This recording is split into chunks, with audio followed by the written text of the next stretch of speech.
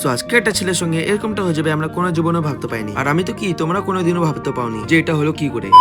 So এই guys, তো আজকে যাচ্ছি আমি আমার স্কুলে, কেন কি আজকে ক্লাস 10 দের বই দিচ্ছে। আর এখানে তোমার টুপাই ভাই জলের সঙ্গে লড়াই করে ফটাফট রেডি হয়ে গেছে, আর তারপর ফটাফট বাড়িকে টাটা দিয়ে বেরিয়ে পড়লাম। আর তোমরা ভাবছো না যে তোমাদের টুপাই ভাই বেঙ্গলিতে কি করে চলে আসলো? তো ভাই বোন, এটারও একটা রিজন আছে, তোমাদেরকে এটা আমি নেক্সট ভিডিওতে বলে দেবো। তার আগে তুমি এই ব্লগটা তো আগে দেখো। তো এরপর আমি যখন স্কুলের ভিতরে ঢুকতে যাচ্ছিলাম, আর ঢুকতে না ঢুকতে আমার বন্ধু ক্যাচা করা স্টার্ট করে দিল। মানে বলছে যে এই ভাইটাকে আজকে স্কুলের ভিতরে ঢুকতে দেবে না, কেন কি আমার বন্ধু কারোর সঙ্গে ক্যাচা না করলে স্কুলে ঢুকে না। মানে ভাইটা ভাবতেছে যে আজকে আমি সকালবেলা কার মুখটা যে দেখে উঠলাম, ইস ভাইটার কষ্ট আমি বুঝতে পারছি, কিন্তু আমারও তো কষ্ট আমাকে বুঝতে লাগবে। কেন কি এবার ক্লাস 10 যদি একবার ফেল হলাম, তাহলে গ্যারেজে কাজ করা ছাড়া আমার হাতে আর কিছু উপায় নেই। তার জন্য এখান থেকে ফটাফট বই নিয়ে কালটি খেলাম বাড়ির জন্য। আর আজকে আমার একটা শুটিং এ ডে ছিল, তার জন্য আমি স্কুল ড্রেসেই চলে গেলাম শিব মন্দির। আর আমি আর রাজ মিলে চলে গেলাম শুটিং পয়েন্টে, যেখানকার ভিউটা এত খাতরা ছিল না গাইস, মনে হয় এখানে যদি 10টা মেয়ে আনে দেয় না লাইন মারার জন্য, আমি এই ভিউটা থেকে ওদের মুখে হেগিয়ে চলে যাব।